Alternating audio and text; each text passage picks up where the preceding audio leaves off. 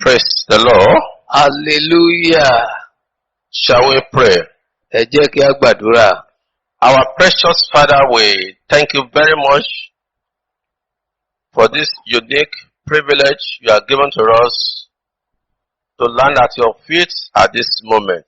Bàbá wa tó ṣe iyebíye sí wa dúpẹ́ ní ọwọ́ yín fún oore ọ̀fẹ́ tí ẹ fi fún wa láti lè kẹ́kọ̀ọ́ lábẹ́ ẹsẹ̀ yín ní àkókò yìí. Lord, open heaven unto us Ọlọ́run ṣí ọ̀run lé wa lórí.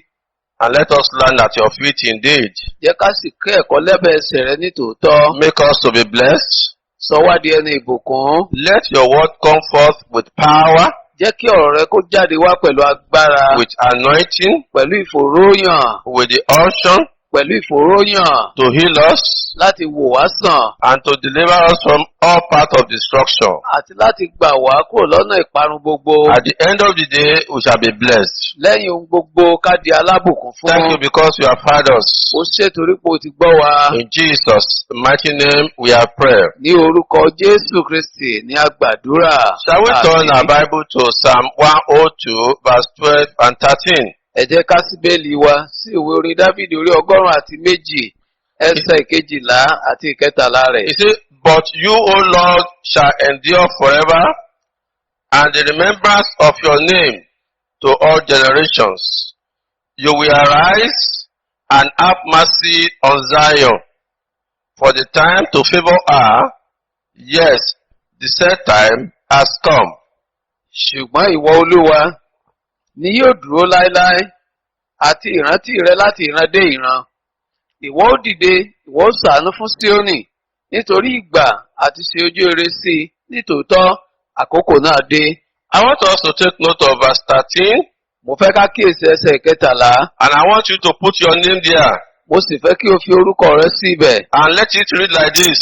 Kí o sì jẹ́ kó rí bí èyí. You will arise Ìwọ ó dìde. and have mercy on Isaac, your name, Ìwọ ó ṣàánú fún Gídíónì, orúkọ rẹ nìyẹn o. for the time to favor him. Nítorí ìgbà tí ṣe ojú rere sí i. Yes, the set time has come. Nítòótọ́ àkókò náà dé. The set time has come. Àkókò náà dé. It is not going to be delayed. Kò ní falẹ̀ rárá mọ́. This is the time to favor us. Àkókò yìí ni láti fi ojú rere fún wa. For the past few weeks, we have been discussing on the essential trademarks for a blessed life. Láti bí ọ̀sẹ̀ mélòó sẹ́yìn láti ń bá wa sọ̀rọ̀ lórí àwọn àmì tó ṣe pàtàkì tí a fi mọ ìgbé ayé alábùkún fún. In our last discussion, Ní àkókò tó kẹ́yìn tí a bá wa sọ̀rọ̀, we established the fact that favor is an essential trademark for a blessed life. a fìdí rẹ̀ múlẹ̀ fún wa wípé ojú rere ó jẹ́ àmì tó ṣe pàtàkì tí a fi mọ ìgbé ayé alábùkún fún. Not to know, but that attracts the blessed life. Kì í ṣe ní mímọ̀ ṣùgbọ́n tó ń fa ojú ìbùkún fún ènìyàn. Once you have divine favor, Níwọ̀n ìgbà tó bá ti ní ojú rere àtòkè wá, blessing will be attracted to you ìbùkún yóò fà wá sí ọ̀dọ̀ rẹ. because it is of the Lord to bless. Nítorí pé Olúwa ló ń bùkún fún ni.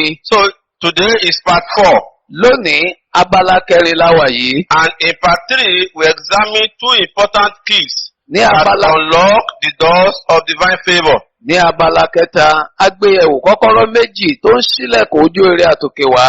And in that study we discussed that for you to unlock the door of divine favor, you must be generous with divine favor with others. Ibẹ̀ yìí láti sọ fún wa wípé kó tó di pé o ṣí ilẹ̀kùn ojú rere àtòkè wá, o gbọ́dọ̀ jẹ́ ẹni tó ń lawọ́ sí ẹlòmíràn. In Proverbs chapter 11 verse 25, Ìwé òwe orí ìkọkànlá ẹsẹ̀ ìkàndọ́gbọ̀n rẹ̀. he who waters will also be watered. Ó ní ọkàn ìṣoore lè á mọ̀ sanra. He who waters shall also be watered. Ẹni tí ó ń bomi rin ni òun tìkára rẹ̀ láò bomi rin And in pẹ̀lú. verse 27, he who honestly seeks the good of others finds favor.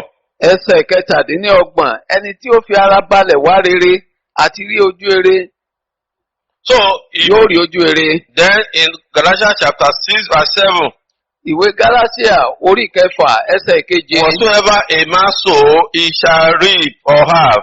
Ó ní ohunkóhun tí ẹnikẹ́ni bá fúnrúgbìn òun náà ni yóò kà á. So, favor begets favor.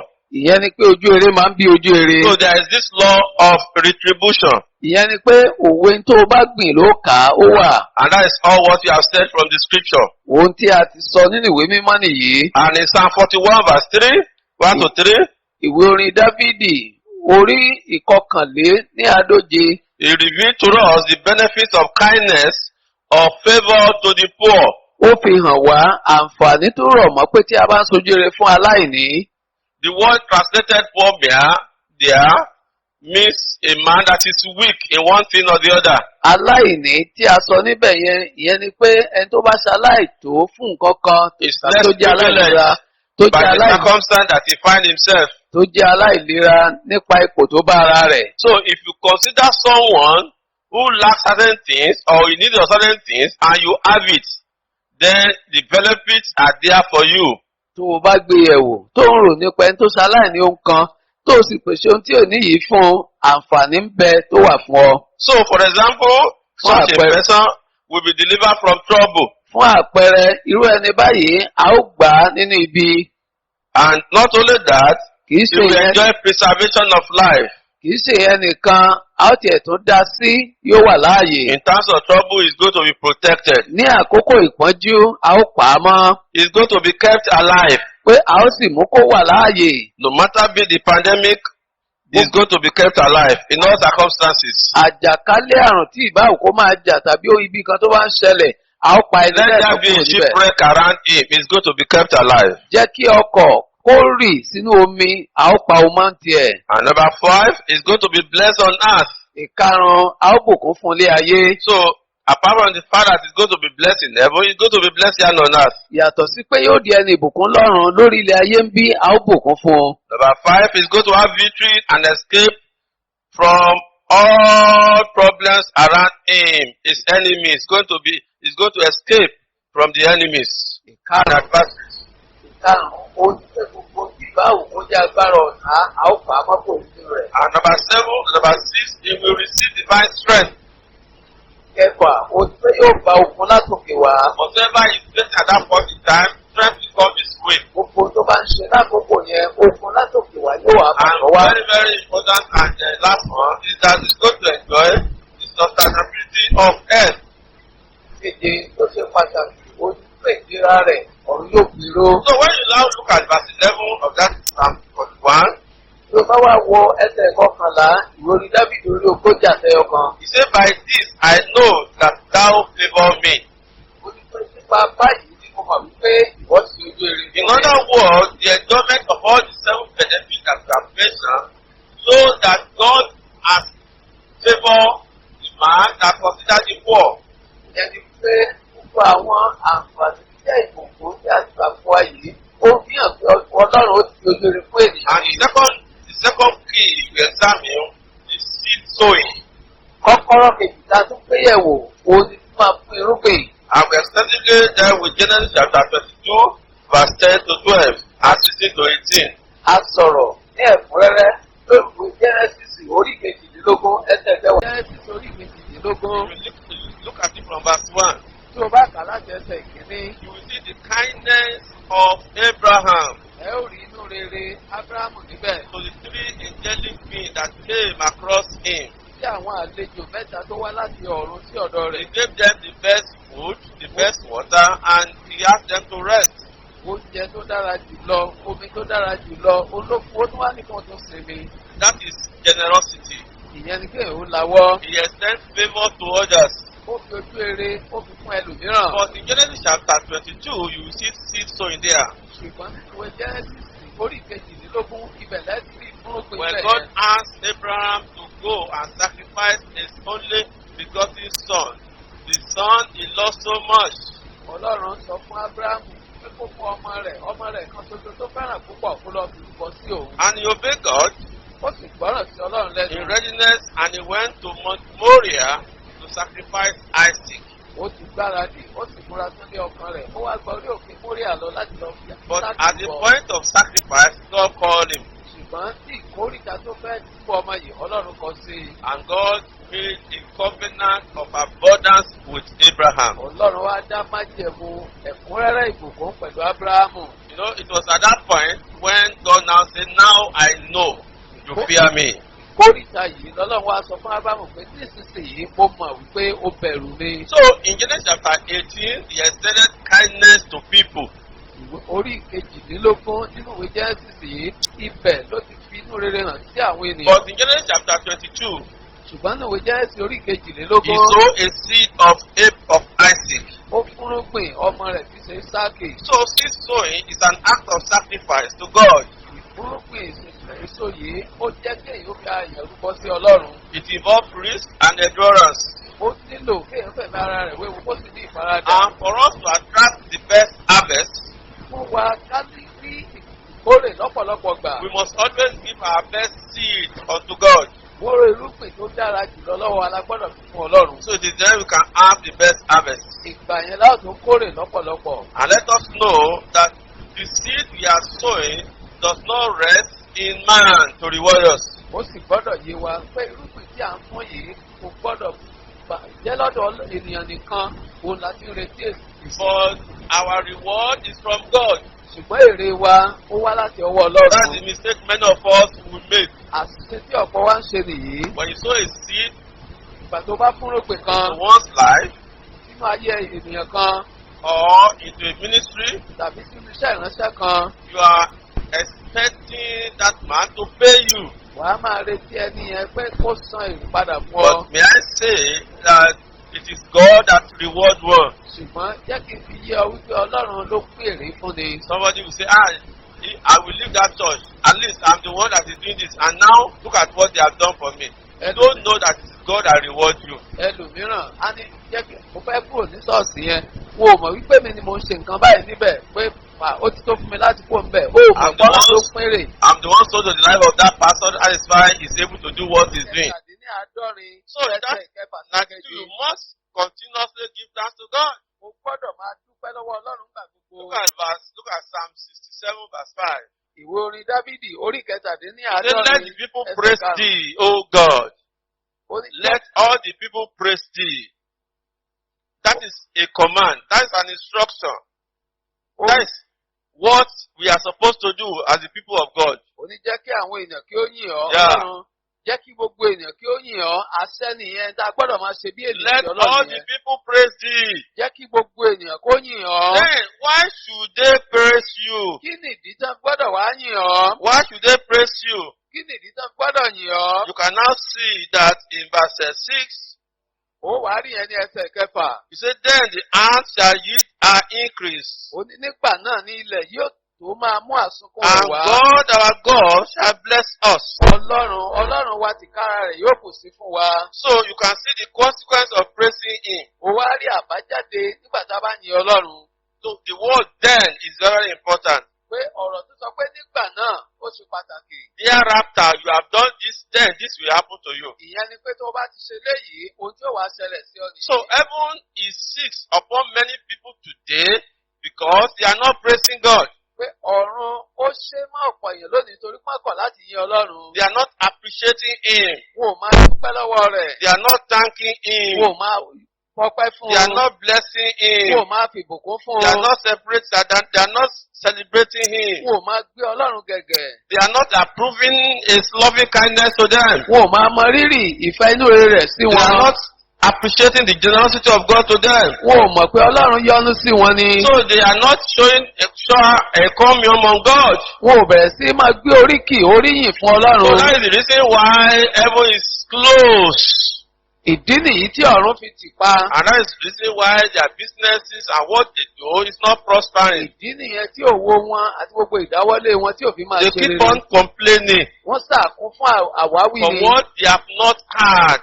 nípa gbogbo tí wọn ò tí ì rí gbà. But they are forgetting what they have had. Ṣùgbọ́n wọ́n gbàgbé nípa ohun tí wọ́n ti rí gbà. The safety of God upon their life, Ìpamọ́ Ọlọ́run lórí ayé wọn. they are forgetting about that. Wọ́n ti gbàgbé lórí eléyìí. They are forgetting that God who provided for them yesterday is able to provide tomorrow for them. Wọ́n ti gbàgbé pé Ọlọ́run tó pèsè fún wọn lánàá, ó tún lè pèsè fún wọn lọ́la. The only thing they don't have is the one that is preoccupied their mind, and they are so sad. Ohun tí wọn ò tí ì rí gbà, òun ló kúnnú ọkàn wọn tó wá múnú wọn bàjẹ́. But in Psalm 67 where we have read, Ṣùgbọ́n nínú ìwé orin Dávídì orí he kẹtàdínláàádọ́rin said ní we àkàyè, should praise ó him. wí pé ká máa yìn ín. Only when we praise him, Ìgbà nìkan tí a bá yìn ín. in verse 6 he said, then, Ní ẹsẹ̀ kẹfà ó ní Then.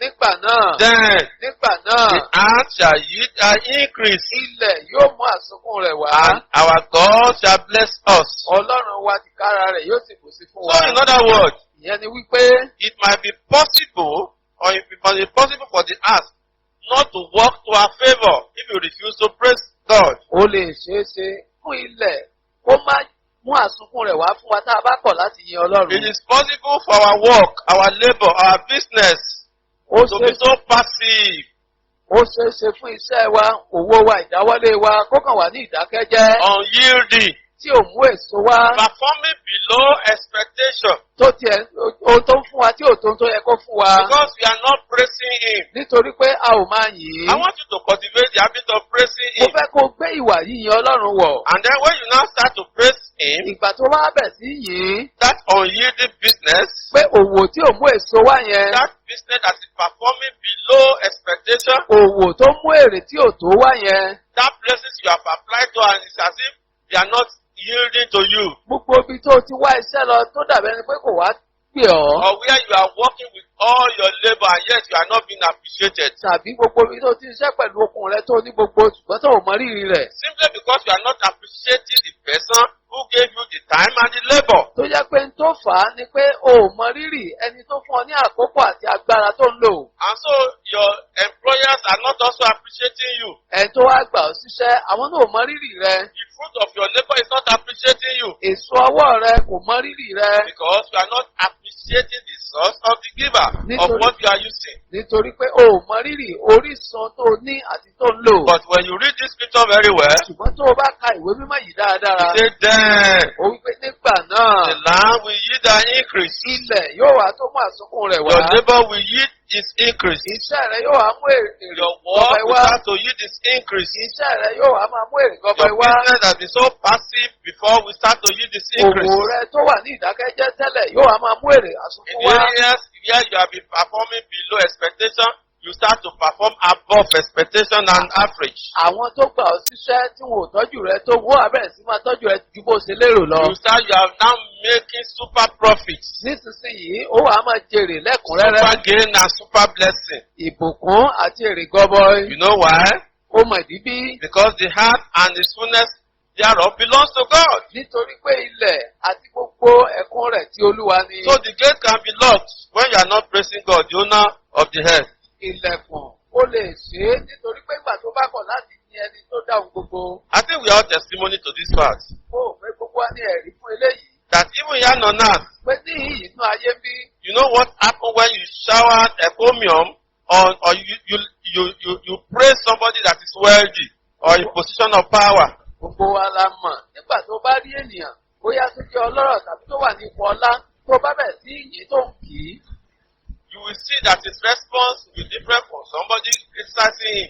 Ó rí wípé ìhà tí ó kọ sí ọ yóò yàtọ̀ sí ẹni tó kú ní gbogbo ìgbà. Such a person will be overwhelmed Irú ẹni báyìí nǹkan yóò kó o with good words you are speaking. pẹ̀lú ọ̀rọ̀ rere tó ti sọ sí. I will be ready to respond flamboyantly, excessively, to bless you, to favor you. Yóò wá múra pé gbogbo ipá tó wà ní ọwọ́ lówó sà kó fi bùkún I fún believe ọ. you are seeing this thing when you go out. Mo rò pé o ti rí nǹkan wọ̀nyí nígbà tó bá jáde Even your children must have done it to you before. Àwọn ọmọ rẹ gan wọ́n lè kọ́ ọ sọ́tẹ́lẹ̀. When he comes home and start to praise you, Ìgbà tí wọ́n bá wálé tí wọ́n bá bẹ̀rẹ̀ sí gbé ọ gẹ̀gẹ̀. you will discover that your heart will be generous to a child that praises you. Ó kàn rí pé ọkàn rẹ yóò ní ìyọ́nú láti ṣoore fún ọmọ tó yìn ọ́. But the one that is not praising you, you know what will happen. Eléyìí tí ò yìn ọ́ kí ni yóò ṣẹlẹ̀ sí? You know what Isaac said to Jacob to Esau.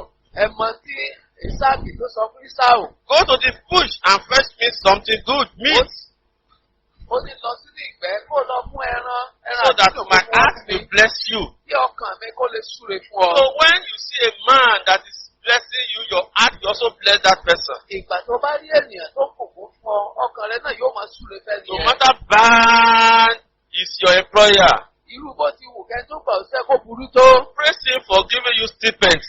Àní kó o tiẹ̀ kọ́kọ́ dúpẹ́ lọ́wọ́ rẹ̀ kó ń fún ọ lóhun kékeré. Now praise him for allowing you to work in an organization that he created. Kó o dúpẹ́ lọ́wọ́ rẹ̀ pé ó tiẹ̀ fààyè gbà ọ́ kó o ṣiṣẹ́ ní ilé iṣẹ́ tá a tọwọ́ ẹ̀ gbé kalẹ̀. If that job is lost, you will know it's not good to be idle. Tí iṣẹ́ yìí ò bá sí lọ́wọ́ rẹ̀, ìgbà yẹn ló mọ rírì pé kò dáa kéèyàn ó máa ń But níṣẹ́ many of lọ́wọ́. us, we complain a lot. Ṣùgbọ́n ọ̀pọ̀ wa la máa ń ṣàwáwí púpọ̀. And so we should keep on praising God. Àwa gbúdọ̀ túbọ̀ máa yin Ọlọ́run síwájú. So similarly, we must show appreciation. We must show appreciation unto God. Ìyẹn ni pé a gbọ́dọ̀ máa fi ẹ̀mí ìmoore wa hàn sí We must Ọlọ́run. shower thanksgiving. A gbọ́dọ̀ máa fi We ọpẹ́ must hàn. shower praises. Ká máa fi ìyìn We hàn. must shower blessing Ká máa tú ìbùkún jáde unto God. sí Ọlọ́run. When we do that, Tó o bá ṣe bẹ́ẹ̀, if we act in an uncommon and unusual way and be generous to us, yóò wá hùwà ní ọ̀nà tí ò wọ́pọ̀ yóò sì láwọ́ sí ọ. His presence will come down because He dwells in the praises of His children. Ìwà láàyè rẹ̀ yóò wá sọ̀kalẹ̀ torí pé láàrin ìyìn àwọn èèyàn rẹ̀ ló And gbé. when God dwells with you, who can be against you? Tí Ọlọ́run bá wá ń bá ọ gbé, ta ló lè ṣe lòdì sí ọ? His presence will attract open doors for you. Ìwà láàyè rẹ̀ yóò kàn mú kí ọ̀run kó ṣí fún ọ He ni. will act to favor you tremendously beyond your expectation. Yóò wá máa fi ojú rere fún ọ ju bó ti lérò tàbí tó lè fi You know, léèrè one lọ. thing you should know about David, Ohun kan tó gbọ́dọ̀ mọ̀ pa Dábìdì. he endured the act of God simply because he is a man of praises. Ó jẹ́ ẹni bí ọkàn Ọlọ́run nítorí pé ó jẹ́ ẹni tó máa ń yin Ọlọ́run gbogbo ìgbà. And this always make God to act swiftly to protect and bless David. Yẹn ló wá máa mú kí Ọlọ́run kó tètè gbé ìgbésẹ̀ ní kankan láti pa Dábìdì mọ́. We all know what happened in Acts chapter 16. We are not going to dwell on that. Gbogbo alamọ tó ṣẹlẹ̀ ní nínú ìwé ìṣe àpọ́stélì orí kẹrìndínlógún a ò These ní people lọ found kábẹ̀ yẹn. themselves in the prison. Àwọn èèyàn yìí bára wọn nù túbú We have stock in their pits. pé àbàgán wọn ti ẹ̀kan mọ́ wọn lẹ́sẹ̀. That is enough for them to complain. Ìyẹn ti tó fún wọn láti máa ṣàwáwí. And Lord, we are doing your work and look at what is happening to us. Kan máa pé Ọlọ́run iṣẹ́ rẹ̀ là ń ṣe wá wo And tó that wá is what bá is wa. happening to many of us. Ohun tó ń ṣẹlẹ̀ sí ọ̀pọ̀ wa nìyí. We are full of complaining. Pé àwáwí ṣáà la máa But fún these fún. people, Ṣùgbọ́n àwọn èèyàn yìí, they act maturely. wọ́n wá hùwà gẹ́gẹ́ ẹni tó pọ́n. They started praising God in the middle of the night. Wọ́n bẹ̀rẹ̀ sí yin Ọlọ́run lọ́gànjọ́ òru. It's so much that people around them heard them. Tó bẹ́ẹ̀ àwọn èèyàn tó yí wọn ká wọ́n gbọ́ wọn. The head of God was so moved. His heart was so moved in heaven. Orí Ọlọ́run wá wú ní ọ̀run sí wọn. And you know what God did? Ohun tọ́lọ́run wá ṣe, God stood up Ọlọ́run dìde. and just take his right leg up Bó ṣe wá gbé ẹsẹ̀ ọ̀tún rẹ̀ sókè. and just tap on the floor. Ó kàn fi janlẹ̀ báyìí. And what do you see? Pé There was earthquake. kí ni tó ṣẹlẹ̀? Ilẹ̀ bẹ̀rẹ̀ sí mì tìtì. And what happened? Kí ló wá ṣẹlẹ̀? The iron gate broken. Ilẹ̀kùn irin ó kàn fọ́ dànù. Oh, the stock in the leg of these people broken. Àbàtà kàn máwọn èèyàn lẹ́sẹ̀ ó The kàn chain jáde. broken. Ṣẹ́kẹ́ṣẹkẹ̀ já. Just because God was moving in heaven. Nítorí pé Ọlọ́run gbé ìgbésẹ̀ That is lọ́run. what happened Ohun tó ṣẹlẹ̀ nìyẹn. when you praise him. Tó o bá yìn ín. Can you cultivate the habit of praising him continuously? Ṣé ìwọ náà lè gbé ìwà máa yin Ọlọ́run gbogbo ìgbà And that is the wọ̀nyí? reason why David said it is a good thing to praise him. Ìdí nìyí tí Dábìdì dáhùn wípé ohun rere ni láti You are the yìn ín. one losing when you are not praising him. Ìwọ ló ń pàdánù nǹkan tó o bá kọ̀ láti yìn ín. You are the one losing the key to open doors of favor unto you. Ìwọ ló ń pàdánù ká fún ọ ní kọ́kọ́rọ́ láti lè sílẹ̀ kó ojú So rẹ̀ the àtòkè key wá that fún ọ. opens the door of favor for you, divine favor, is praises. Kọ́kọ́rọ́ ẹ̀ta tó ń sílẹ̀kùn ojú rẹ̀ àtòkè wá fún ọ ní Be an ìyìn. active praising, an active praiser unto God. Ìwọ náà jẹ́ ẹni tí yẹ kó ti di bárakú rẹ̀ tí ó máa yin Ọlọ́run gbà And you see what God will start to do in your business. Kó wá wo tí Ọlọ́run bẹ̀rẹ̀ sí ṣe ní òwò rẹ̀. Then the land, the heart will yield its increase. Ìgbà yìí ni ilẹ̀ yóò mú àsokún rẹ̀ wá. God will just speak to the heart. Ọlọ́run ó kàn bálẹ̀ sọ̀rọ̀ Look ni. at this one praising me. Wo ọkùnrin tó yìn mí yìí. This year, Lọ́dún yìí, make sure rí i dájú pé o you give him hundredfold of what he has planted. ìlọ́pọ̀ ọgọ́rùn-ún tó gbìn ní kó fún Oh, padà. there is man far in kilometer Ọkùnrin kan wà tó yẹ pé ibùsọ̀ tó wà jìnnà réré. that is meant as your destiny helpers. Tó yẹ pé a ti yàn láti ran àyànmọ́ rẹ̀ God will lọ́wọ́. just speak to him in one Ọlọ́run night, kàn bá sọ̀rọ̀ lóru ni. even against his will. Ànílòdì sí tó fẹ́ gan. Oh, do you see my son Isaac Tó o ti rí ọmọ mi. in that place? Ní ibẹ̀ yẹn. Oh, yeah, go and bless him. Ó yà ọlọ́kó lọ bùkún fún un. Somebody is hearing me Ẹnìkan ń gbọ́ mi báyìí. that is going to witness such thing. Tí ó ní ìrírú You rẹ̀ have yìí. never done, you have never witnessed it before. O ò tí ì ní ìrírí yìí tẹ́lẹ̀ rí. I want you to try to praise him. Mo fẹ́ kó bẹ̀rẹ̀ sí yìí náà. Keep on praising him. Ṣáà máa yìn ín. Even as I'm talking to you now, Bí mo ti bọ́ sọ̀rọ̀ lọ́wọ́ sing yìí. on praising him. Kó bẹ̀rẹ̀ sí yìn ín. So one day, Lọ́jọ́ kan, I was in a long fasting. mo wà nínú àwẹ̀ ọjọ́ It pípẹ́. was a marathon. Ó jẹ́ ilé tí mi ò jẹ́ tí mi ò mu. Marathon. Tí mi ò jẹ́ tí mi ò mu. But God just tapped me. Ọlọ́run bá fọwọ́ tọ́ mi. He said, Isaac, Ó ní Sáàkì. can you sing a new song unto me? Tó o lè kọ orin tuntun kan sí mi. I said, yes, I will sing. Mo ní bẹ́ẹ̀ ni n ó kọrin. And as I finished singing, Bí mo ti pa parí orin he kíkọ. said to stop fasting. Ó ní kí n dẹ́kun àti máa gba And àwẹ̀. then just be expectation. Ó ní kí n kàn máa retí. I thank God for the result of that I got at that point in Mo time. dúpẹ́ fún èsì tí mo rí gbà lákòókò yẹn. So there are so many people like that. Onírúurú èèyàn ló wà bẹ́ẹ̀. Join them. Ìwọ náà darapọ̀ mọ́ Those wọn. who are going to use praises Àwọn tí ó lo ìyìn to open the door of divine favor for their ni life. wọ́n fi sí ilẹ̀kùn ojú rẹ̀ àtòkè wá lórí It ayé shall be wọn. so for you in the name of Jesus. Bẹ́ẹ̀ ni yóò rí lórí ayé rẹ̀ lórí Number 4 key Kọ́kọ́rọ́ kẹrin that you must use tó o gbọ́dọ̀ lò to open the door láti fi sí ilẹ̀kùn of divine favor ojú rẹ̀ àtòkè wá. is absolute commitment to the work and service of God. Òun ni fífarajìn pátápátá fún iṣẹ́ àti ìsìn Luke chapter Ọlọ́run. 1 verse 5 to 15. Ìwé Lúùkù orí ìkíní I want to implore us, we are going to read together. Mo fẹ́ rọ̀ wá pé kájọ jùmọ̀ ká This papọ̀. place is a challenging passage to me. Ibí yìí ó jẹ́ inú ìwé mọ́ tó máa ń pè mí níjà In púpọ̀. Mark chapter 1, I mean in Luke chapter 1. Ìwé Lúùkù orí ìkíní Let's start to read from verse 5. àrùn láti bẹ̀rẹ̀ sí ní You kà á. will see the miracle that happened there. Ó rí iṣẹ́ ìyanu tó ṣẹlẹ̀ níbẹ̀. For a family that they were absolutely committed to the service of God. Fún ìdílé kan tí wọ́n fi ara wọn jìn pátápátá fún iṣẹ́ Ọlọ́run. Look at it, say, there was in the days of Herod, please, those of us with the other version of the scripture, either Yoruba, either Spanish or German, please read along with me. Jọ̀ọ́ gbogbo ẹ̀yin tẹ́ gbé Bíbélì tó ní èdè mìíràn lọ́wọ́, ẹ máa kà á tẹ̀lé wa ni. Please open your Bible Jọ̀wọ́ sí Bíbélì rẹ. and then you read because of my time. Kó wá kà á lọ́dọ̀ rẹ nítorí àkókò mi. Say there was in the days of Herod, the king of Judea, a certain priest named Zacharias, of the divisions of Abijah. His wife was of the daughters of Aaron, and her name was Elizabeth, and they were both righteous before God. Listen to that. Walking in all the commandments and ordinances of the Lord, blameless, but they had no child, because Elizabeth was barren, and they were both well advanced in years, that is speaking in years. So it was, please take note of that, that while he was serving as a priest before God in the order of his division, according to the custom of the priesthood, his lot fell to burn incense when he went into the temple of the Lord. And the Lord and the whole multitude of the people was praying outside at the hour of incense. Then an angel of the Lord appeared to him, standing on the right side of the altar of incense.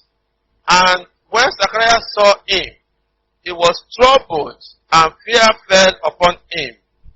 But the angel said to him, "Do not be afraid, Zacharias, for your prayer is heard, and your wife Elizabeth will bear you a son, and you shall call his name John. And you will have joy and gladness, and many will rejoice at his birth.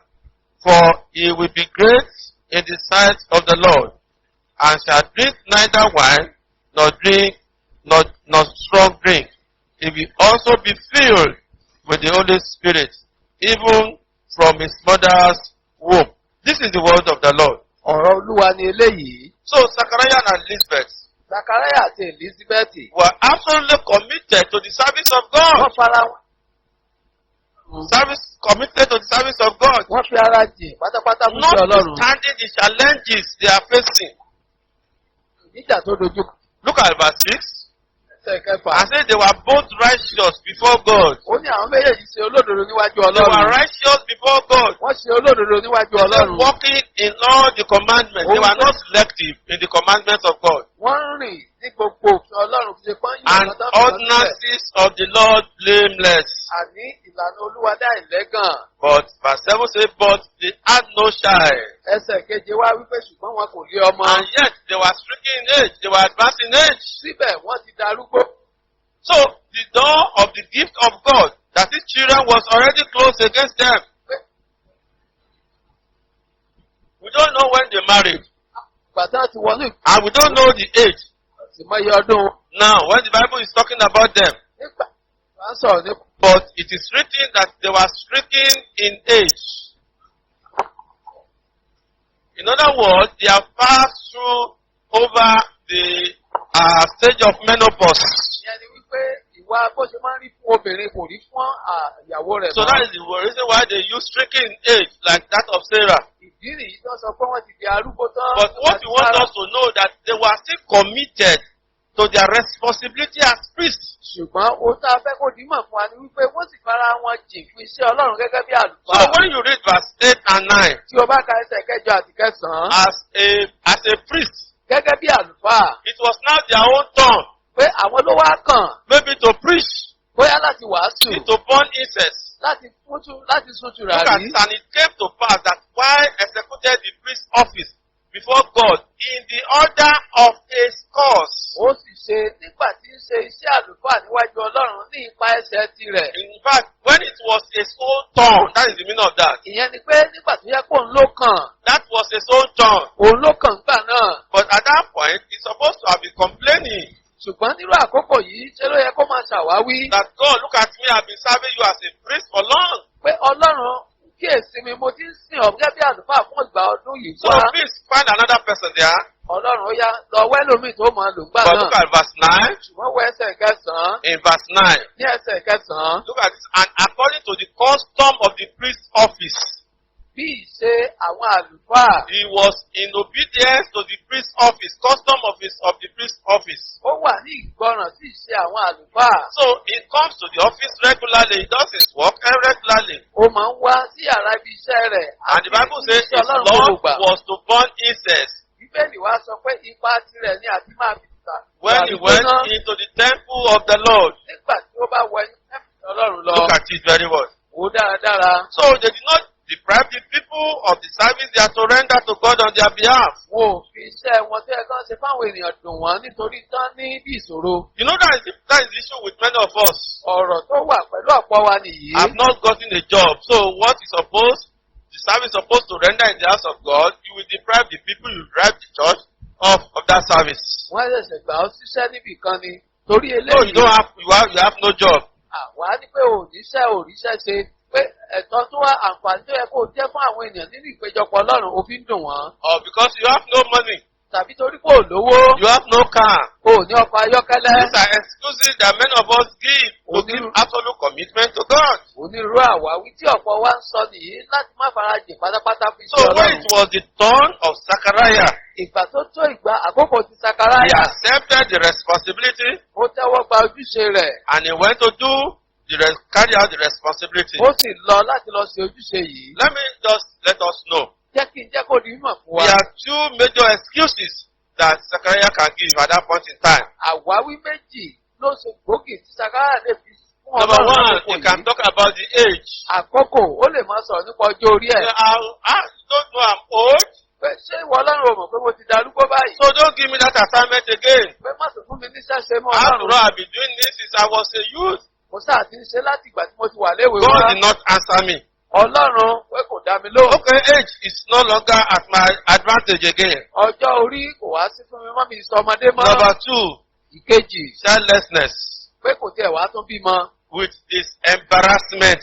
Pẹ̀lú onírúurú ìdójútì If ní you rẹ̀. look at verse 36, Tó bá wọ ẹsẹ̀ you kẹtàdínlógójì. will know that people have been embarrassing this family. Ẹ ó rí i pé àwọn èèyàn ti ń kẹ́gàn àwọn ìdílé yìí. Verse 36, Ẹsẹ̀ kẹrìndínlógójì. say now indeed Elizabeth, when angel was talking to Mary, Ìgbà táńgẹ́lì bá Màríà sọ̀rọ̀. he revealed the embarrassment that Zechariah and Elizabeth have been passing through. Ẹ̀gàn tí Sakaraya àti Elizabeth ń là kọjá áńgẹ́lì fi hàn. So he told Mary, Ó wá sọ fún Màríà. he said, now indeed Ó ní sì kíyèsí. Elizabeth, your relative, has also conceived a son in her old age. Can you see that?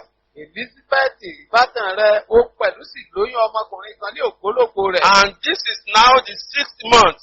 Èyí sì lé oṣù kẹfà. Now, listen to what I want to say now. Wá wo tí mo fẹ́ sọ báyìí. He said, for her who was called barren. Ó wí pé fún ẹni tí à ń pè ní àgàn. So people have been calling her barren. Àwọn èèyàn ti ń pè ní àgàn. Barren Elizabeth. Elizabeth ó yàgàn. God asked me to speak to somebody right now. Ọlọ́run ní kí n sọ tẹ́lẹ̀ sáyé ẹnìkan báyìí. The negative label the people of the world has given to you. Àmì búburú tí ayé ti fi fún ọ. By the reason of hearing this word, Nípa kó ń gbọ́ ọ̀rọ̀ yìí lọ́wọ́. it is removed in the mighty name of Jesus. Ó ṣí kúrò ní orúkọ ńlá Jésù. So, Elizabeth have been carrying negative label all along. Elizabeth yìí, àmì búburú yìí ló ti ń kù káàkiri. People have been calling her barren. Àwọn èèyàn ti ń pè ní àgàn. Your own may not be barren. Ìrẹ́ lè má jẹ́ àgàn. I went to minister in a church Mo lọ bá wọn sọ̀rọ̀ ní ìjọ on kan. how to develop business ideas. Bí èèyàn ṣe lè máa ní èrò nípa iṣẹ́. And I said, please, can you give me the poorest person in this church? Mo wá béèrè wípé ẹjọ́ ṣé ẹ lè fún mi lẹ́ni tí ó jẹ́ aláìní jùlọ To ní my ìjọ yìí. surprise, the entire church chorus the name of one person. Sí ìyàlẹ́nu mi, gbogbo ìjọ ló pẹnu pọ̀ lẹ́ẹ̀kan náà. I was almost shedding tears. Mo fẹ́ bú sẹ́kún. I said, well, Wá ní pé ó yá as from today, pé láti òní yìí with lọ. your relationship with me, Pé pẹ̀lú ìbáṣepọ̀ rẹ pẹ̀lú you are no mi. longer be the poorest person in the church. O ò ní jẹ́ tó tòsí jùlọ ní ìjọ yìí Come and mọ́. see me in the church, in my office. Wá bá mi ní inú ìjọ mi. I kó wá gave him níbí. money to start a business. Mo fún ní owó láti fi bẹ̀rẹ̀ òwò. And I told him, Mo wá sọ fún you un will return this money, pé ó máa dá owó yìí padà. but right from the business you are running, Ṣùgbọ́n nínú òwò tó o bá ń ṣe yìí, but to the glory of God, tí ò gbọ́ Ọlọ́run, he later became one of the major tither in that church. ó wá di ẹnìkan tó yẹ pé náà àwọn tó ń sùn dámẹ́wàá jùlọ ní ìjọ yìí ó But what I jẹ́ want to ọbẹ̀. say that there may be a name, the word I've been calling you, they call Bartimaeus blind Bartimaeus. Ohun tí mo gbìyànjú àsọ ni pé ó lè jẹ́ orúkọ búburú kan wà tí ayé ń pè ọ́ gẹ́gẹ́ bí afọ́jú bá ti lè. Because the gate of favor is closed against you. Nítorí pé ilẹ̀kùn ojú rẹ̀ àtòkè wá And the only key you can use is to be committed to the service of God. kọ́kọ́rọ́ kan tó sì lè lò ní kó farajì fún iṣẹ́ So Ọlọ́run. Elizabeth was being called barren. Elizabeth ìyá wa ń pè ní àgàn. This is the opinion of people. Ìrònú àwọn èèyàn nìyí. But they were still absolutely committed to the service of God. Ṣùgbọ́n síbẹ̀ wọ́n fara wọn jẹ̀ pátápátá fún iṣẹ́ Ọlọ́run. But one thing we are bringing out Ohun kan tí à ń fà jáde. is that God met them at the point of service. Òun ni pé Ọlọ́run wá bá wọn pàdé ní ìkórìtà bí God favored them at the point of service. Olúwa bí ojú eré tọ̀ wọ́n wá níbi tí wọ́n ti ń ṣiṣẹ́ lọ́wọ́ That, fọ́lọ́run. oh, Zachariah, your prayers have been answered. Pé Sakaraya àdúrà rẹ̀ ti gbà. Remember, he was in the Holy of Holies on behalf of people. Rántí pé ibi mímọ́ jùlọ ló wà nítorí àwọn ènìyàn. This barren man still have the chain on his leg that in case the angel struck him dead, they will pull his dead body out. Ọkùnrin yìí wà níbi tí ṣẹ̀kẹ̀ṣẹ̀kẹ̀ ti wà lẹ́sẹ̀ rẹ̀ nítorí àwọn ènìyàn. He was Pé tí still áńgẹ́lì able bá to lù still pa, risk his life ó tún fi ẹ̀mí ara rẹ̀ wéwu despite the various challenges. pẹ̀lú kó ní ìpèníjà. But one day, Wọ́n ní ọjọ́ kan, because he continued to serve God, nítorí kó ṣà ń tẹ̀síwájú ń sọ Ọlọ́run. absolute commitment to the service of Tó God. farajìn pátápátá fún ṣe Oh, Ọlọ́run. the angel met him Áńgẹ́lì bá bá pàdé. and announced to him Ó wá kéde fún un that you are going to have a child, pé ó ní ọmọkùnrin. a son. Ọmọkùnrin The ni name shall be called John. orúkọ rẹ̀ Jòhánù ló Not pè é. only a son. Kì í ṣe kó jẹ́ ọmọkùnrin He nìkan. said the son will be a great one. Ó ní pé ọmọkùnrin náà yóò pọ̀ Please quickly gidigidi. read your scripture to verse 17 and down. Jọ̀wọ́ kà á dé ẹsẹ̀ kẹtàdínlógún. Time is not on my side. Pé torí àkókò mi. When Jesus Christ was talking about John the Baptist, Ìgbà tí Jésù Kristi sọ̀rọ̀ nípa Jòhánù John, Báptìsì. Jesus Christ told him Jésù sọ nípa rẹ̀. that among all prophets, Pé láàrin gbogbo àwọn wòlíì. there is no one as great as John. Kò sí ẹni tó sì tóbi tó Jòhánù. This was a product Pé èyí ni àbájáde. of a man Pé ọkùnrin kan. who was absolutely committed to the service of God. Láti ọ̀dọ̀ ọkùnrin kan tó fi ara rẹ̀ jẹ̀ pátápátá fún ṣe Oh, Ọlọ́run. how about you? Ìwọ náà ń kọ́. How about you? Ìwọ ń kọ́. How committed are you to the service of God? Báwo ló ṣe farajìn sí fún iṣẹ́ Ọlọ́run? Don't you still charge God for the service you are rendered to the church? Ṣé o mọ béèrè iye tó gbà nítorí iṣẹ́ tó ń ṣe fún ìjọ? If I don't beat drum, if you don't pay me, I won't beat the drum. I won't play the organ. I won't sing. Tẹ́ ẹ̀ bá sanwó fún mi, mi ò ní lùlù fún yín o, mi ò ní tẹ́ dúró, mi ò sì ní kọrin. Even some of us, when you are invited to speak, Ẹlòmíràn tó bá tẹ̀ pé yín pé wá bá wa sọ̀rọ̀ you say, Ọlọ́run. well, you are going to pay me so much amount of money. Ẹ ó kọ́kọ́ wí pé iye báyìí, owó tó pọ̀ lẹ́ẹ̀kọ̀kọ́ san. I had that experience some years ago, 2 years ago. Mo ní irú ìrírí báyìí bí ọdún mélòó sẹ́yìn. These people came to me in my office, Àwọn èèyàn tọ̀ mí wá ní yàrá mi. and I discovered my diary was free for the day. Mo wá kíyèsí nígbà tí wọ́n wá sọ́fíìsì mi pé They booked the appointments. gbogbo bí mo kọ́ They booked the appointments. pé ó ti kún, wọ́n sì fún mi ní They àkókò. booked the appointment on the day that has been coming. Wọ́n wá fi ọjọ́ fún mi tí màá wá. And so, then I just discovered that they were silent. Pé mo wá rí pé lójijì wọ́n dákẹ́. And they were looking at their faces. Wọ́n bẹ̀rẹ̀ sí One wojú ara another. wọ́n wojú ara You wọn. speak, you speak. Ìwọ ni kò sọ̀rọ̀, ìwọ ni kò And sọ̀rọ̀. then one now spoke. Ìkan wá sọ̀rọ̀. He said, excuse sir, Ó ní ẹjọ́ sà. how much is our fee? Èèlò ni owó wa. Because you have been hearing of your name. Máa ti ń gbọ́ orúkọ I yín. was shocked. Ó yà mí lẹ́nu. I said, what? Mo ní kílẹ̀ lérò. He said, we have to know how much you are going to charge us. Pé a fẹ́ mọ iye tẹ́ ẹ fẹ́ gbà And lọ́wọ́ what wa. are the conditions for you to come? Àti kí ni àwọn ìgbékalẹ̀ yín kẹ́ ẹ tó wá. They were so surprised Ó yà wọ́n lẹ́nu. that when I told them freely, I receive, freely I give. Ìgbà tí mo sọ fún ọ pé ọ̀fẹ́ la fún mi, ọ̀fẹ́ náà ni màá fi Thank fún God yín. they have already booked that day down. Ọpẹ́ ni fọ́lọ́run pé wọ́n ti gba ọjọ́ yìí sílẹ̀. And they believe in the people that recommended me for them. Wọ́n sì gbàgbọ́ nínú ẹni tó dárúkọ mi fún wọn. So they will have flooded my house. They will have cancelled that program or put my name away because I did charge them. ṣe náà bá wọ́gi lórúkọ mi pé irú ẹni tí kì í béèrè owó yìí kí ló fẹ́ fún wa. So I went to that program, Mo wá lọ sínú ìpàdé yìí and usually we thank God for the effect of it. gẹ́gẹ́ bí ìṣe adúpẹ́ lọ́wọ́ Ọlọ́run fún ipa tó kó. So they now came back to say thank you. Wọ́n wá padà wá láti wá They now dúpẹ́. mentioned something that baffled me. Wọ́n wá dárúkọ, wọ́n sọ nǹkan tó yà mí lẹ́nu That gidigidi. the person who came last year to that meeting, Pé ẹni táwọn pè lọ́dún tó kọjá fún number ìpàdé one, they were yìí. not as blessed as they were blessed under my administration. Ohun àkọ́kọ́ ni pé àwọn ò rí ìbùkún gbà tó lọ́dọ̀ rẹ̀ tó nǹkan gbà I lọ́dọ̀ said, mi. glory be unto God. Mo ní pé ògo ni They fọ́lọ́run now pè went mí. further to say, Wọ́n tún wá tẹ̀síwájú wọ́n ń the sọ̀rọ̀. amount of money he received from them.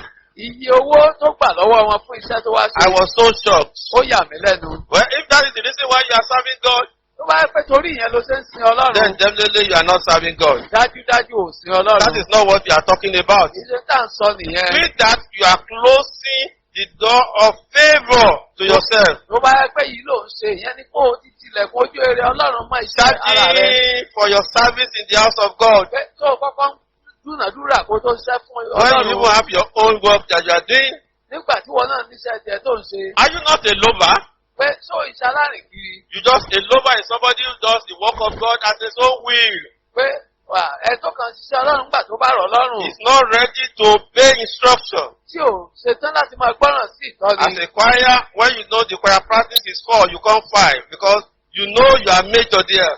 Gẹ́gẹ́ bí akọrin, ìgbà tó mọ̀ pé ìpàdé akọrin aago 4 ni aago 5 ni wọ́n bọ̀ torí pé o ti mọ̀ They have pé to ó dàgbà come and jù wọ́n beg lọ. you because they know without you, service will not go, service will not go. Wọ́n gbọ́dọ̀ kọ́kọ́ wá pè ọ́ náà torí wọ́n mọ̀ pé pẹ̀lú ẹ̀bùn rẹ tó o bá wá ìsìn òní That tẹ̀síwájú. is a lover. Pé ẹni tó ń ṣẹ́ kó Or you are half-hearted. tàbí wípé o kàn ṣe ní ìdínkù ọkàn Or rẹ. let me just say, are you not working for the Lord because of the prospect of reward? Tàbí kí Gúgú sọ wípé ṣé kìí ṣe kó ń ṣiṣẹ́ fún Ọlọ́run torí pé èrè tó rọ̀ mọ́. You are not doing anything against God, you are also doing yourself. Pé kìí ṣe Ọlọ́run ló ń ṣe ní ìkà ara My rẹ ló ń advice to ṣe. you, if you want the door of favor to be opened unto you, Ìmọ̀ràn mi sí ọ tó bá fẹ́ kí ilẹ̀kùn ojú rere kó sí you fún ọ. must be like Zechariah and Elizabeth. Mo gbọ́dọ̀ dàbí Sakará àti èmi síbẹ̀. Never allow your needs Má ṣe jẹ́ kí àìní rẹ nor your weaknesses tàbí àìlera rẹ to limit or obstruct you in the service of God. kó dín ọkùn tàbí kó dín ọ lọ́wọ́ Make pátápátá ní sure you ẹgbẹ́ Ọlọ́run. put your hand put your hand on the plow and you are not looking back. Rántí wípé o ti fọwọ́ kó o rí pé o fọwọ́ lé ohun ìjùlẹ̀ o má ìfojú Learn ẹ̀yìn. from Zechariah and Elizabeth. Gẹ́gẹ́ bí ọwọ́ Sakará àti Learn from Elizabeth. them. Learn from them. Kẹ́kọ̀ọ́ lára Sakará They àti receive Elizabeth. miracle at the point of service. Wọ́n gba iṣẹ́ ìyanu ní ibi tán ti ń ṣiṣẹ́ ìsìn. Favor of great child that we are still mentioning today was open before them. Ojú rere láti gba ọmọ tá a sì ń sọ̀rọ̀ títí lòní yìí bẹ̀ láti I can sílẹ̀ see fún somebody ẹ̀fọ́ wọn. who is going to respond to this message.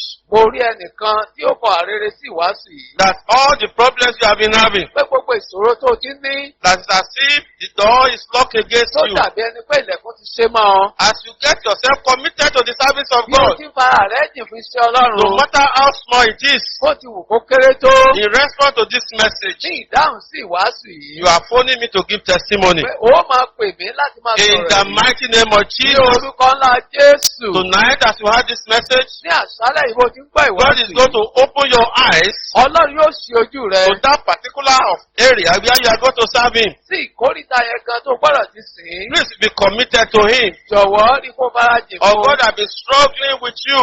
Tàbí pé o ti ń là pẹ̀lú Do Ọlọ́run. your work, work for me, work for me.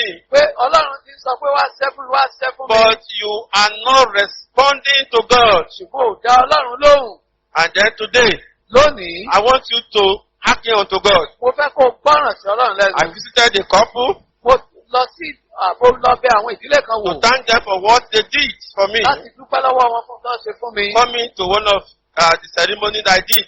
Pé wọ́n wá sínú ìpàdé bí eré But in eléyìí. that testimony, in that program, Nínú ètò yẹn, I was launching my book. pé ìgbà yẹn ni mò ń fi ìwé mi lọ́lẹ̀. So I gave a testimony Mo wá sọ̀rọ̀ ẹ̀rí that God said I should live pursuing money. pé Ọlọ́run sọ fún mi pé kí n fi lílépa owó sílẹ̀. And I should now go and preach to Him. Pé kí n sì lọ máa wàásù I fún un. I should work for Him, Pé kí n máa ṣiṣẹ́ fún òun. educating people, Kí n máa Confronting them.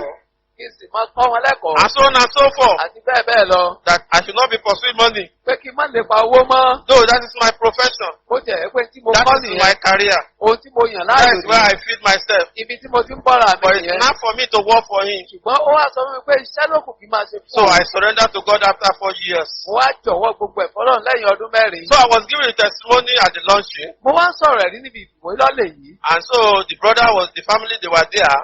Arákùnrin yá àti ìdílé rẹ̀ wọ́n Not wà though they bẹ́ẹ̀. were also struggling. Pé àwọn náà ń làkàkà ni.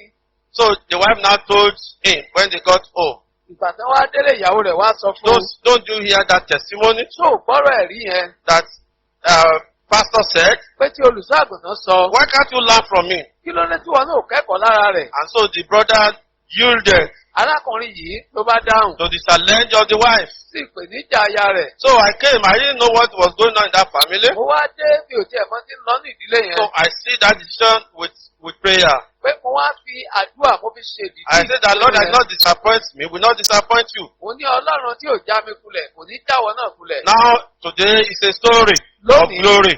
Ó ti di ìtàn ògo. It's a story of glory. Ó ti di ìtàn ògo. The brother surrendered totally to God. Arákùnrin yìí ó jọ̀wọ́ pátápátá In fún fact, Ọlọ́run. a day after Yate, he was to attend an interview.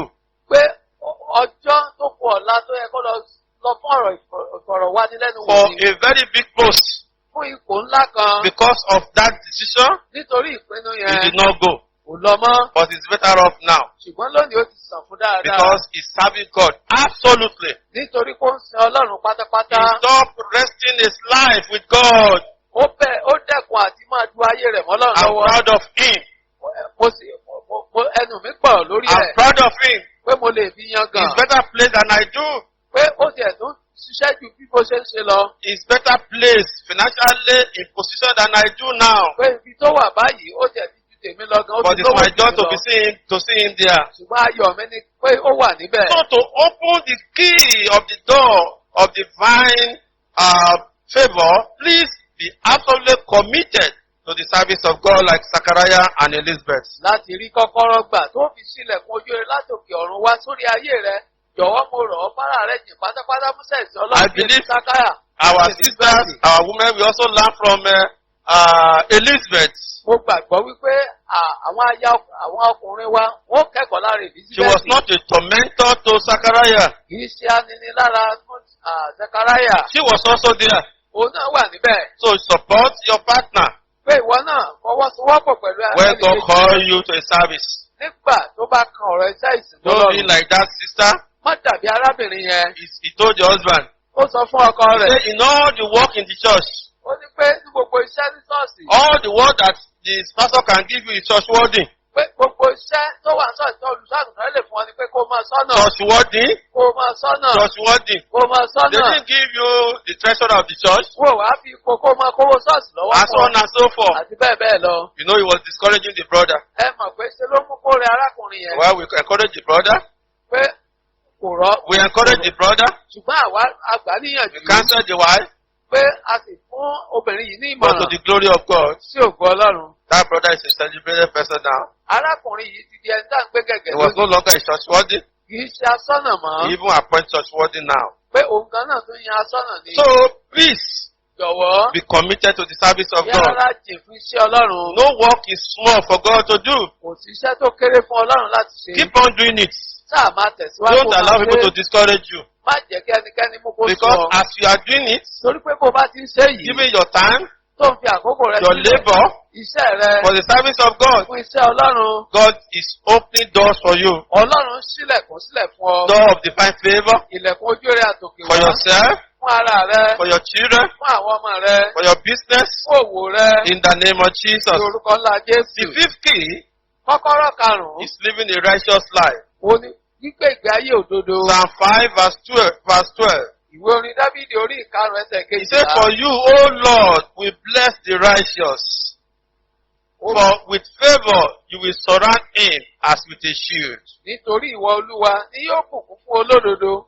Ojú rere ni ìwọ sì fi yí ká bí asà. He said, with favor you will surround the righteous as with a shield. Ó ní ojú rere ni ìwọ fi yí olódodo ká bí asà. So in other words, Ìyẹn ni wípé to God to be compassed with favor like a shield, you must be righteous. Láti fi ojú rere yí ènìyàn ká bí àṣà, ó gbọ́dọ̀ jẹ́ olódodo. To be righteous means to live right before God. Kéèyàn ó jẹ́ olódodo ni pé kéèyàn máa gbé bó ti tọ́ It níwájú also Ọlọ́run. means right living before God. Ìyẹn ni pé kéèyàn máa gbé bó ti tọ́ níwájú So take Ọlọ́run. note of that definition. Kíyèsí ìtumọ̀ ọ̀rọ̀ yìí. When we talk about righteousness, Tí a bá ń sọ̀rọ̀ nípa òdodo, is to live right before God. kéèyàn ó máa gbé bó ti tọ́ níwájú And then number Ọlọ́run. two Ìkejì, is for you to be right before God. òun ni pé kó o jẹ́ ẹni tó tọ́ níwájú And you know Ọlọ́run. that is the essence of Jesus Christ coming to the world. Pàtàkì tó mú kí Jésù wá sáyé So you nìyẹn. must receive Jesus Christ and be righteous. Pé tó o bá wo Jésù wá rí kó pé ìgbé ayé òdodo. Is it true that God shields the righteous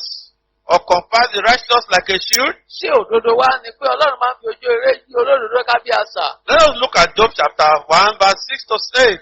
Ẹ jẹ́ ká wo ìwé Jóòbù orí kìíní ẹsẹ̀ kẹfà. You know the story. You know the story there. Ó mọ ìtàn tó wà ń bẹ̀. That this our enemy was walking here and there. Pé ọ̀tá wa yìí ó rìn káàkiri. He said there was a day when the sons of God came to present themselves before the Lord, and Satan came also among them.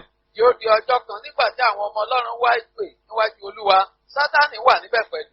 So as he was there, Ó ti wá wà níbẹ̀. God now said this: Ọlọ́run wá sọ wípé, Whence comest thou?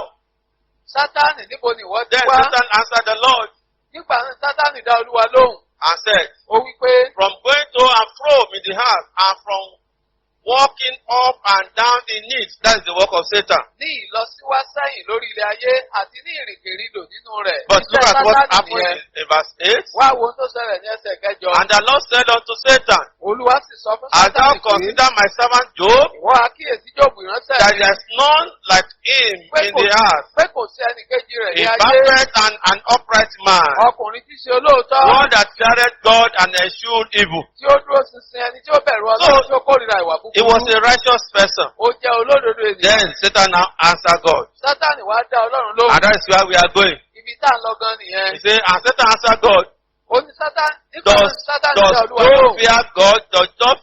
Does Job fear you for naught? Ó wí pé Jóòbù á bẹ̀rù Ọlọ́run lé asán I want bí. you to take note of that. Mo fẹ́ kó kíyèsí ọ̀rọ̀ Does yẹn. Job fear you for nothing?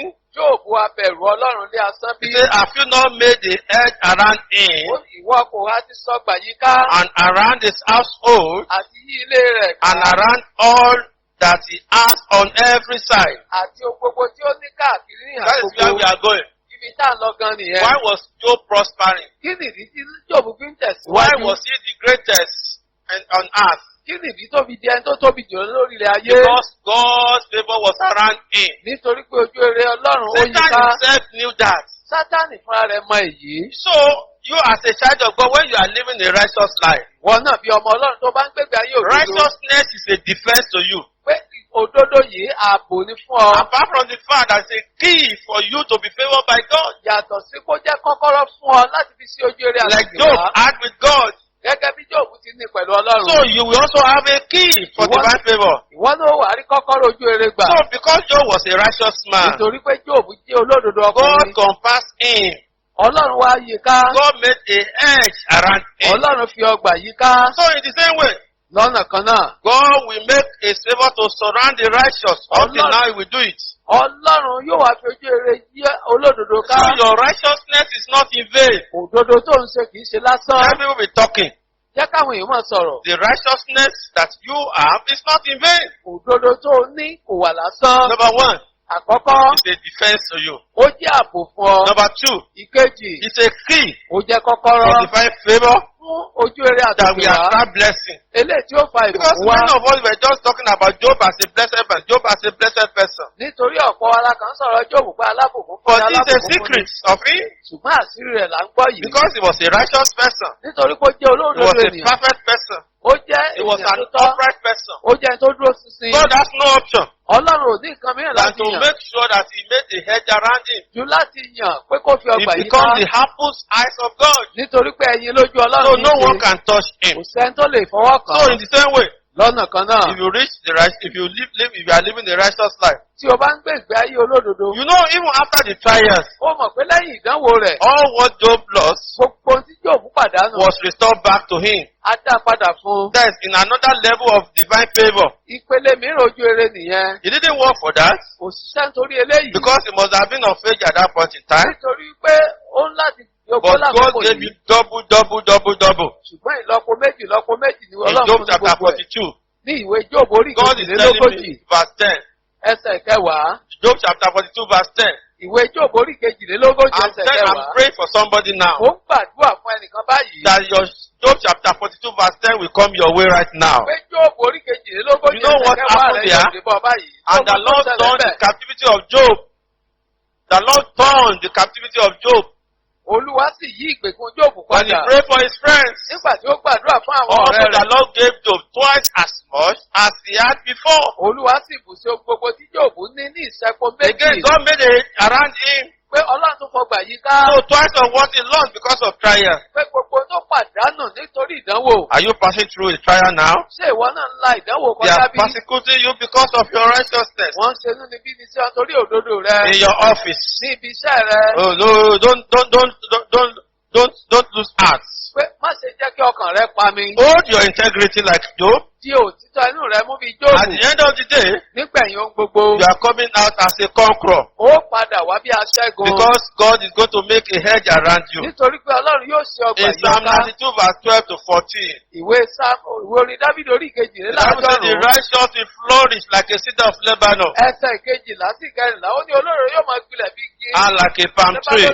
Gẹ́gẹ́ bí ibi ọ̀pẹ. So when you are righteous, Tó o bá jẹ́ olódodo, you are going to flourish like cedar of Lebanon. ó máa gbèrú bí igi You are going to lẹ́bánọ́nì. flourish like a palm tree. Ó sì máa gbilẹ̀ bí igi ọ̀pẹ. So live a righteous life. Gbé ìgbé ayé òdodo. Be righteous. Jẹ́ olódodo. And it is a master, and this will be a master key Èyí ó sì jẹ́ kọ́kọ́rọ́ ńlá to the door of divine favor for blessing. fún ilẹ̀kùn ojú ere láti Key bùkún number fún ọ. 6. Kọ́kọ́rọ́ kẹfà. Key number 6 Kọ́kọ́rọ́ kẹfà. is prayer.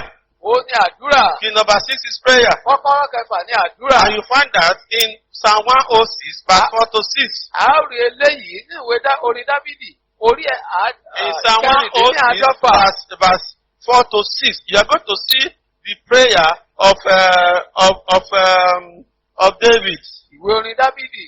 Orí àádọ́fà ó dín mẹ́rin ẹsẹ̀ kẹrin sí kẹfà ó rí àdúrà Dábìdì You see níbẹ̀. how he cried unto God. Ẹ ó rí bó ti kí pépé He Ọlọ́run. said, remember me, O Lord. Ó wí pé rántí mi Olúwa. What should God remember him for? Kí ló fẹ́ kọ́lọ́run ó fi rántí He said, òun? with the favor you have towards your people. Ó ní fi ojú ere tí ìwọ ní sí àwọn ènìyàn rẹ Oh, rántí mi. visit me with your salvation, Fi ìgbàlà rẹ bẹ̀ mí wò. that I may see the benefit of your chosen ones, Kí èmi kí ó lè rí ire àwọn that I àyànfẹ́ may rẹ. rejoice in the gladness of your nation, Kí èmi kó lè yọ̀ nínú ayọ̀ that I orílẹ̀-èdè may rẹ. glory with your inheritance. Kí èmi kí ó lè ṣògo pẹ̀lú That àwọn is ènìyàn what sí rẹ. favor brings to someone. Ohun tí ojú ere mú tọ́ ènìyàn wá And that is nìyí. why David prayed Ìdí nìyí tí Dábìdì fi that gbàdúrà God remember me. pé Olúwa rántí mi. And to just round up this message, Láti wá parí ìwàásù yìí. you know that the life of David Ẹ mọ̀ pé ìgbé ayé Dábìdì. reflected the favor of God Ó fi ojú ere Ọlọ́run hàn. because David was so blessed. Torí pé Dábìdì ó di ẹni ìbùkún tó David was bẹ́ẹ̀. so blessed. Ó di ẹni ìbùkún tó bẹ́ẹ̀. And you can see the arrangement for the building of the temple that he made for Solomon.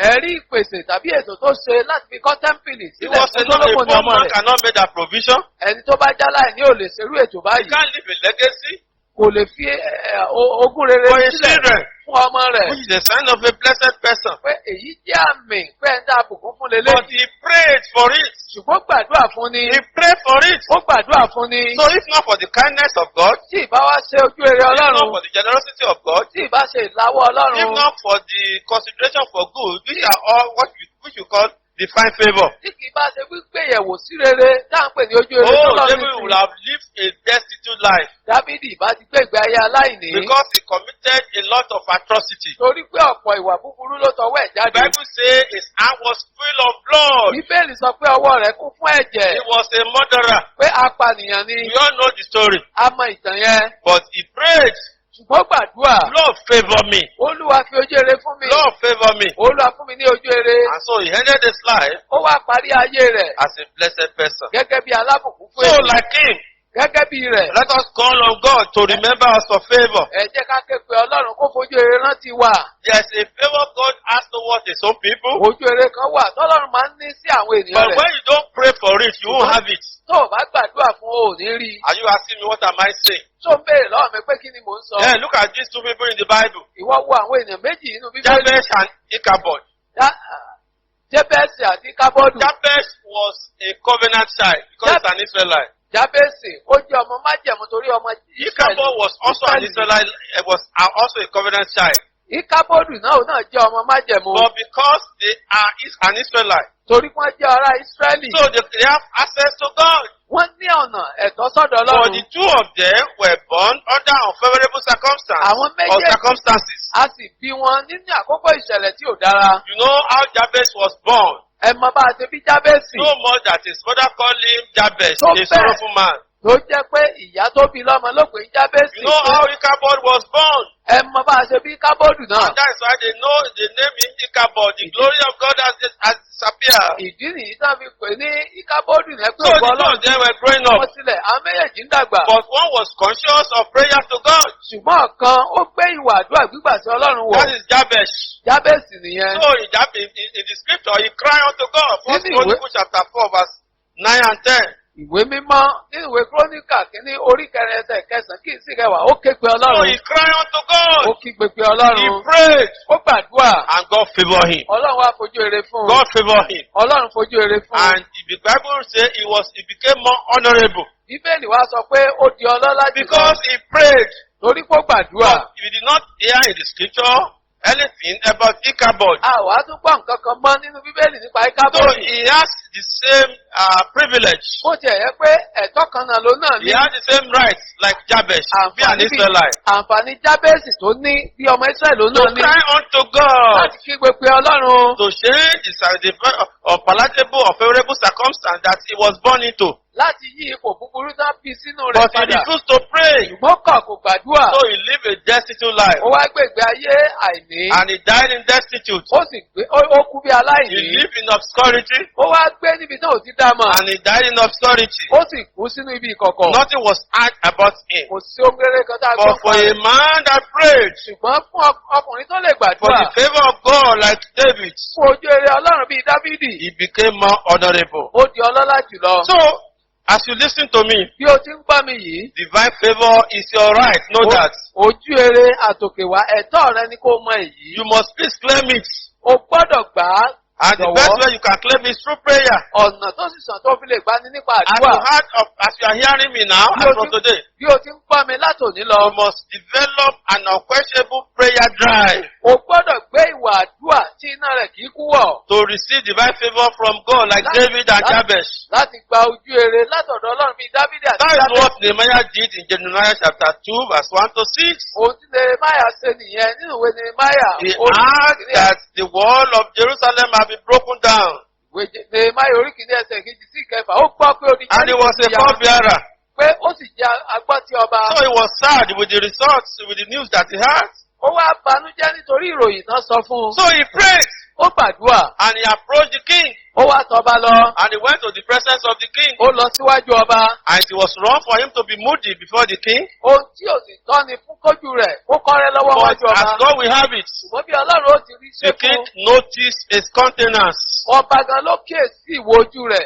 The king noticed his countenance. Ọba ló kíyèsí ìwo ojú rẹ̀. I hope you are following me from the scripture Mo rò pé ó ń tẹ̀lé mi láti in inú ìwé Nehemiah mímọ́. chapter 2. Ìwé Nehemiah orí Time kejì. is not on my side to read. Àkókò ò sí fún mi mọ́ láti máa But look kà á. at the prayer he prayed. Ṣùgbọ́n wo àdúrà tó gbà. When the king saw him, Ìgbà tó bá rí i, he said, King, ó ní if it please you, if I find favor in your sight. pé tí mo bá rí ojú rere lọ́dọ̀ ọba. He said, this is my request. Ó ní ìbéèrè mi nìyí. Just give me some time to go back to Jerusalem. Ṣáà fún mi ní àkókò díẹ̀ kí n padà lọ sí To go Jerusalem. and build the fallen wall of Jerusalem. Kí n lọ kọ́ odi ìlú tó ya. Two things I want you to take note there. Òun méjì ni mo fẹ́ kó kíyèsí níbẹ̀ The yẹn. wife of this king was with him.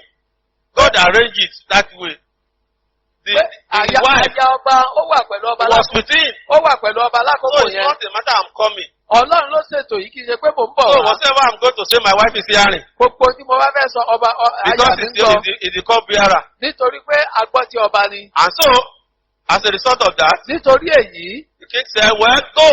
ọba wa wípé máa And lọ. even instead of the king, Kàkà kó jẹ́ pé ọba we give him time, òní ó fún ní ìgbà tó gbọ́dọ̀ but padà it wá. was he who gave the king time to come back. Òun gan ló tún wá ń sọ àkókò tí ó padà That tọ́ba is wá. what is called favor. Ojú ere nìyẹn. So pray. Gbàdúrà. Learn to pray for favor. Kọ́ bí a ti ń gbàdúrà fún ojú ere. Make it one of your prayer requests. Jẹ́ kí eléyìí kó jẹ́ kókó àdúrà Please, rẹ. so you are open the door of divine favor for you. Rí wípé o ṣílẹ̀kùn pẹ̀lú And kọ́kọ́rọ́ finally, as I round ìwà up, rẹ. Finally, as I round up, Ní ìparí bí mo ti ń parí lọ. you must live a compliance word with the word of God. O gbọ́dọ̀ gbé ìgbé ayé tó wà ní ìbámu pẹ̀lú Living in ìgbọràn sí ọ̀rọ̀ compliance with Ọlọ́run. the word of God. Gbé ìgbé ayé tó ń gbọ́ràn sí ọ̀rọ̀ Ọlọ́run lẹ́nu. Proverbs chapter 1, verse 1 to 4. Ìwé òwe orí kìíní ẹsẹ̀ kìíní sí kẹrin. Please open to it and read Jọ̀wọ́ sí ibẹ̀ yẹn kó kà á. that you must listen to the instruction of God. Pé o gbọ́dọ̀ máa gbọ́ràn sí You ọ̀rọ̀ must Ọlọ́run keep the lẹ́nu. word of God. O gbọ́dọ̀ máa ka ọ̀rọ̀ But let Ọlọ́run. us go together to verse 4. Ṣùgbọ́n ẹ jẹ́ ká lọ sí ẹsẹ̀ kẹrin You rẹ̀. now see what happened. Kó wá rí i tó ṣẹlẹ̀. When you live in compliance with the word of God, Tó o bá ń fi ọ̀rọ̀ Ọlọ́run gbé ayé rẹ. say, and so find favor and high esteem in the sight of God and the sight of man. Ó ní láti rí òye fún aláìmọ̀kan àti No, verse 4. ẹsẹ̀ ìkẹrin. He said, and so find favor and high esteem in the sight of God. Orí ojú ere àti ìgbéga ńlá ní iwájú Ọlọ́run. When you comply with the word of God, Pé ìyẹn ni ní ìbámu pẹ̀lú you ọ̀rọ̀ live by the Ọlọ́run. word of God. Pé ká gbé ìgbé ayé wa ní ìbámu pẹ̀lú Proverbs ọ̀rọ̀ chapter Ọlọ́run. 8, verse 32 to 34 also says the same thing. Ìwé òwe orí kẹjọ ẹsẹ̀ kejìlélọ́gbọ̀n sí ìkẹrìnlélọ́gbọ̀n That you should listen to the word of God, Kó o gbọ́dọ̀ máa tẹ́tí sí ọ̀rọ̀ go to Ọlọ́run. Bible study, Pé kó o wá sí ẹ̀kọ́ Bíbélì. have your personal devotion, Kó o ní àkókò tó ń dáka Bíbélì rẹ. comply with it. Kó o sì máa mú lò. In verse 35, what is going to be the result? Ní ẹsẹ̀ ìkarùndínlógójì kí ni yóò á jẹ́ àbáyọ? He said, for whosoever finds me Ó nítorí ẹni tí ó bá rí mi. finds life, Ó rí iyè and particularly, ní pàtàkì. and obtains favor from the Lord. Yóò sì rí ojú ere Olúwa. So when you comply with the word of God, Tó o bá ń gbọ́ràn sí ọ̀rọ̀ and Ọlọ́run you lẹ́nu. find the word of God, Tí o sì ń wá ọ̀rọ̀ you Ọlọ́run. apply it to your life, Tó o mú lò ní ayé rẹ. you are obtaining the favor of God. Ó rí ojú ere Ọlọ́run gbà. There's nothing contrary to that. Kò sí ohun tó tako eléyìí. So your compliance to the word of God Pé ìgbé ayé rẹ ní ìbámu pẹ̀lú ọ̀rọ̀ Ọlọ́run. determines your access to divine favor, Ó ní ó jẹ́ ọ̀nà sí ọ sí ojú ere Ọlọ́run. which is an essential trademark for Eléyìí a tó blessed life. eléyìí tó jẹ́ àmì ìdánimọ̀ tó ṣe pàtàkì fún ìgbé ayé alábùkún So fún. it is my prayer today Ó jẹ́ àdúrà mi lónìí that you receive this key pé ó gba kọ́kọ́rọ́ wọ̀nyí in the mighty name of Jesus. ní orúkọ ńlá Jésù Number Kristi. 1, Àkọ́kọ́, receive the key ó gba kọ́kọ́rọ́ for being generous with divine favor to others, kó o máa lawó ojú ere sí ọmọnìkejì and the key of seed sowing àti kọ́kọ́rọ́ mímọ́ fúnrúgbìn and generous with praises unto God, kó o sì lawọ́ láti máa yin Ọlọ́run giving praises unto God. kó o máa fi ìyìn fún Ọlọ́run. And number 4, be committed to the work of God on the service. Ìkẹrin, fi ara jìn fún iṣẹ́ tàbí ìsìn Don't be Ọlọ́run. tired to work for God. Má ṣe jẹ́ kó sú ọ ní ṣiṣẹ́ And number fọ́lọ́run. 5, live a righteous life. Ìkarùn-ún, kó o gbé ìgbé ayé òdodo. And number 6, Ìkẹfà, cry unto God in prayer for favor. kí gbogbo Ọlọ́run nínú àdúrà fún ojú ere. Don't be proud. Pé má jẹ́ agbéraga. You need favor. O nílò ojú ere. You cannot live your life alone. O ò lè gbé ayé rẹ I nìkan. pray, Lord, the essence of divine favor. Mo ti sọ pàtàkì ojú ere àtòkè So wá make fún ọ. prayer for favor a target in your life. Rí i pé àdúrà ojú ere àtòkè wá yìí. Be like Jabez. Don't be like Ichabod. Pé kó o dàbí Jábẹ́sì kó o mọ̀ wà bí And Kábòdì. finally, the final key, Kọ́kọ́rọ́ tó wá kẹ́yìn.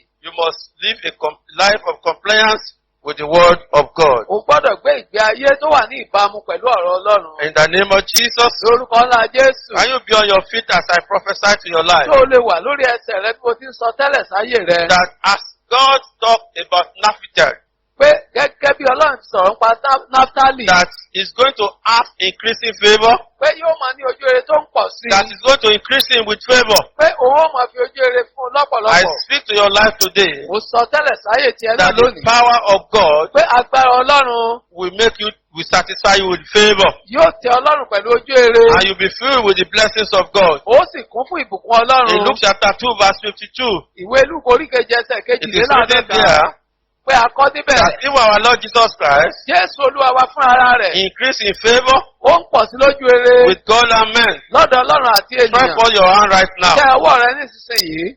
You must resemble Jesus Christ, O our gbọ́dọ̀ jọ Master. Jésù tí í ṣe ọ̀gá wa. So I speak to your life. Mo sọ tẹ́lẹ̀ sáyé You rẹ̀. will increase in favor, Ó máa pọ̀ sí lójú rere. favor with men, Ojú lọ́dọ̀ Ọlọ́run and favor with God. àti ènìyàn. In your place of work, Ní ibi iṣẹ́ rẹ. in your family, Nínú ìdílé rẹ. wherever you go. Níbikíbi tó bá rè. In the mighty name of Ní orúkọ Jesus. ńlá Jésù And in Kristi. Proverbs chapter Psalm 105, Psalm 102 verse 13, Ìwé orin Dávídì orí kejìlélọ́gọ́rùn-ún ẹsẹ̀ kẹtàlá. he says the time to favor you has come. Ó ní àkókò ojú rere rẹ ti dé. I speak to your life right Mo now. sọ tẹ́lẹ̀ sáyé rẹ báyìí. This time is your time of favor. Àkókò yìí gan ni àkókò ojú rere rẹ. Whatever you have lost Gbogbo tó bá ti pàdánù. for lack of favor, Pé nítorí àìrójú rere. today you are going to recover them. Lónìí ó gbà wọ́n padà. In the name of Jesus, Ní orúkọ ńlá divine Jésù. favor will work for you. Ojú rere àtòkè wá Divine yóò favor will ṣiṣẹ́ fún ọ. increase you.